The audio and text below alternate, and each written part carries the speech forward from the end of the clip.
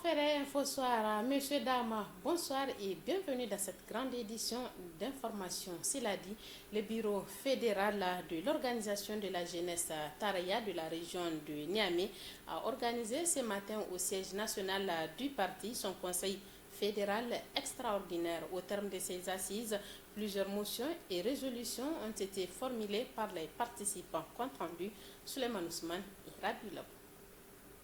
L'organisation de la jeunesse Tareya section de Niamey, à travers le bureau fédéral, réorganise ses instances conformément au texte du parti. En nombre important, ils se sont fortement mobilisés pour répondre à l'appel du président de l'organisation à travers le Conseil fédéral de Niamey. L'occasion pour le président de la jeunesse Tareya de Niamey de planter le décor et réaffirmer leur soutien au président de la République, Bazoum Mohamed. L'organisation de la jeunesse Tareya de Niamey demeure fermement convaincue que la jeunesse est l'avenir aussi bien du Niger que de l'humanité. Elle note également avec satisfaction qu'elle est au cœur de la philosophie de notre parti. C'est pourquoi nous sommes fiers d'appartenir à ce grand parti que le PNDS Tareya. Le président du Conseil fédéral de Niamey, dans son intervention, a salué l'engagement des jeunes, mais aussi les efforts du gouvernement de la mise en œuvre du programme de Renaissance Acte 3.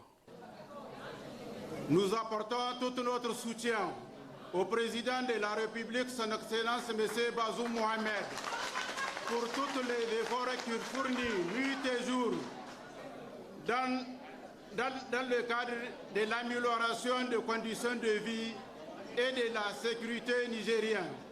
Nous prions Allah, le Tout-Puissant, l'aide à accomplir le programme de Renaissance Acte 3. Au terme du Conseil fédéral, les participants ont formulé des résolutions et motions spéciales. Décide que le traitement des candidatures au bureau exécutif national soit fait ultérieurement selon les textes du parti. Instruit les structures de l'OJT, c'est-à-dire l'organisation de la jeunesse Tareya de Niamey, au respect strict des textes du parti. Donne mandat au présidium du bureau exécutif fédéral de l'organisation Tareya de Niamey de traiter les dossiers conformément au texte du parti et de proposer un projet de modification au règlement intérieur de l'OJT. Exprime leur solidarité au Ben OJT. Soutient le président du Ben OJT, le Kamer Daoui Hamed Baringay. Soutient, félicite et encourage le président et son gouvernement pour les sacrifices consentis. Soutient, félicite et remercie le président du SEN, le camarade Fumo Koigadou. Le présent Conseil fédéral de Niamey se déroule en simultané avec celui d'Agadez et après celui de la région de Tillabéri la semaine dernière. Ces conseils fédéraux des bureaux fédéraux de l'OJT du PNDS Tareya se tiennent également en prélude au 4e congrès ordinaire de l'OJT, l'organisation de la jeunesse Tareya, prévu les 20 et 21 mai prochains à Niamey. La fin du Conseil fédéral de Niamey a été marquée par la remise d'un témoignage de reconnaissance au coordinateur du PNDS Tareya de Niamey, Karidio Mamadou.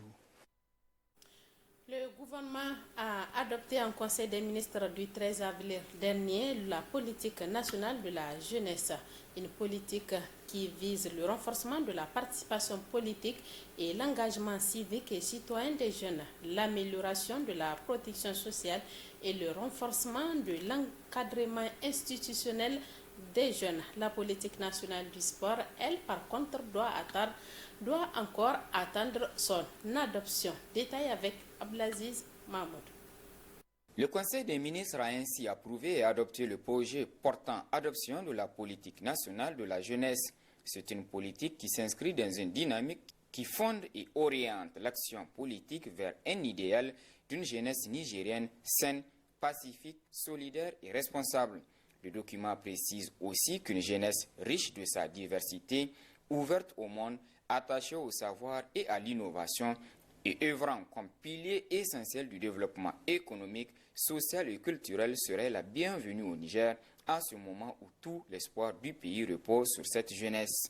Dans le but de contribuer à la réalisation de ces objectifs, la politique nationale de la jeunesse vise à produire les effets directs et stratégiques axés sur le renforcement de la participation politique et de l'engagement civique et citoyen des jeunes, le développement et la valorisation du capital humain des jeunes dans les sphères de développement économique du Niger, l'amélioration de la protection sociale des jeunes et le renforcement de l'encadrement institutionnel des jeunes.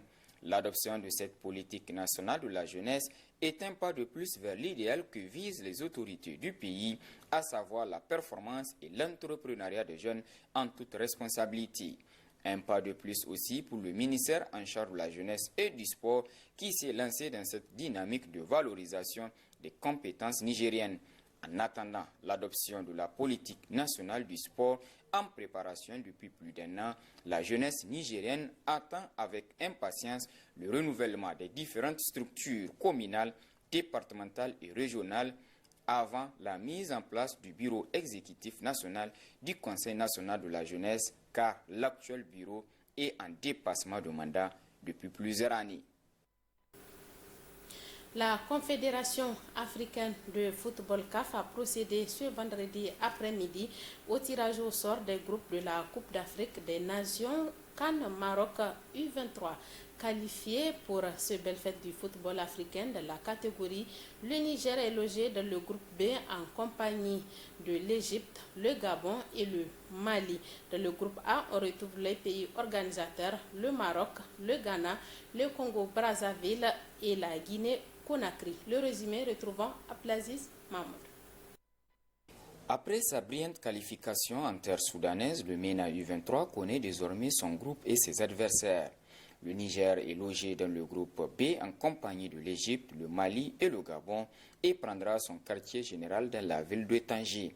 Le MENA U23 du technicien nigérien Zakariaou Ibrahim a repris les séances d'entraînement depuis quelques semaines et accentue le travail avec le groupe de joueurs locaux ponctués par une série de matchs amicaux.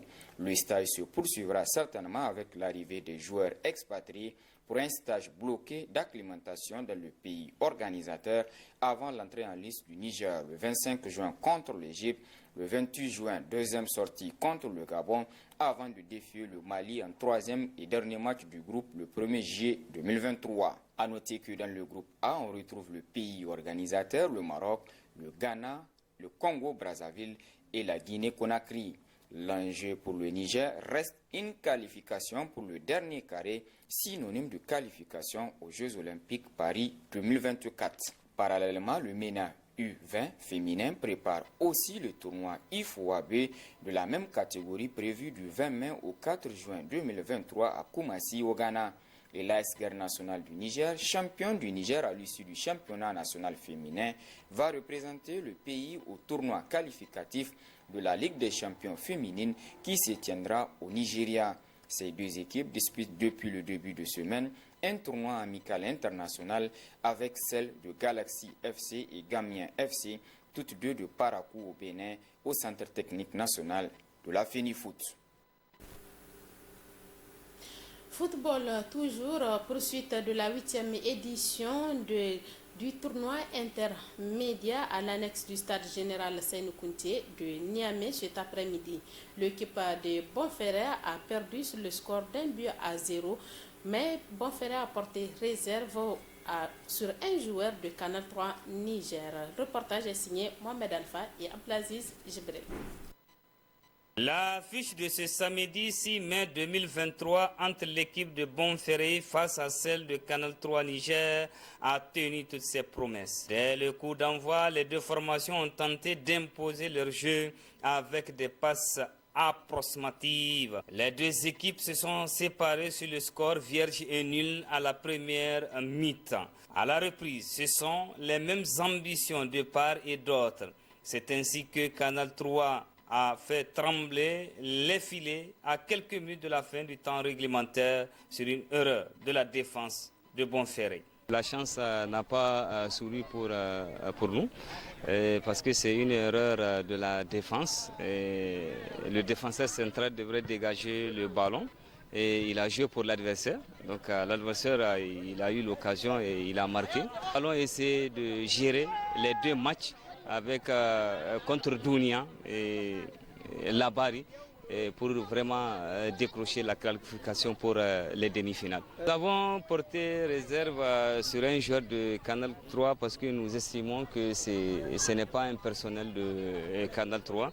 Nous allons attendre le comité d'organisation pour statuer sur notre réserve, voir comment ça va se passer.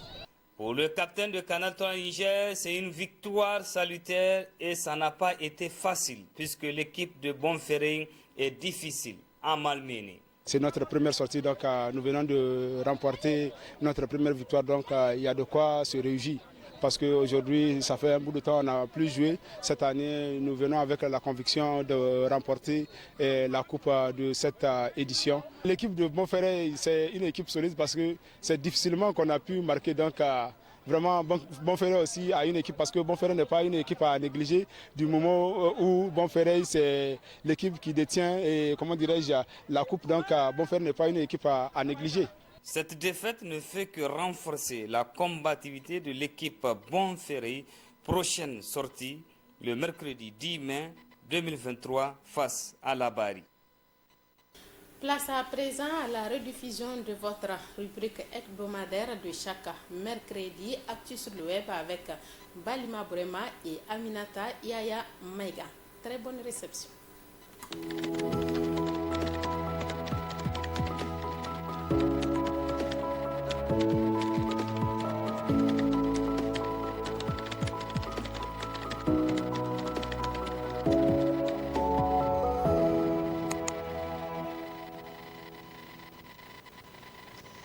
Place à présent à votre rubrique de tous les mercredis, Actu sur le web en compagnie de Balima Bourema. Actu sur le web qui reprend après un bon mois de congé. Balima, bonsoir. Bonsoir Aminatou Yaya Maïga, bonsoir chers téléspectateurs, bienvenue à ce numéro d'Actu sur le web. C'est aussi une reprise après un mois dû au mois de Ramadan.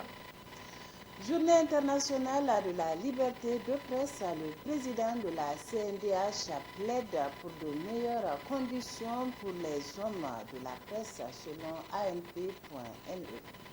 Mati El Hadji Moussa a fait ce plaidoyer en présidant la cérémonie d'ouverture d'un panel hier mardi 2 mai 2023 à Niamey, entrant dans le cadre de la commémoration de la Journée internationale de la liberté de presse organisée par le réseau des journalistes sur les droits humains RJDH. Il s'avère impératif de redorer le blason de ce noble métier dans le contexte actuel de démocratie pluraliste qui accourt dans notre pays, a-t-il lancé après avoir constaté que les travailleurs des médias exercent dans des conditions très difficiles, avec notamment le fonds d'aide à la presse jugé insuffisant, des revenus dérisoires, statut salarial précaire, absence d'assurance maladie pour beaucoup d'entre eux.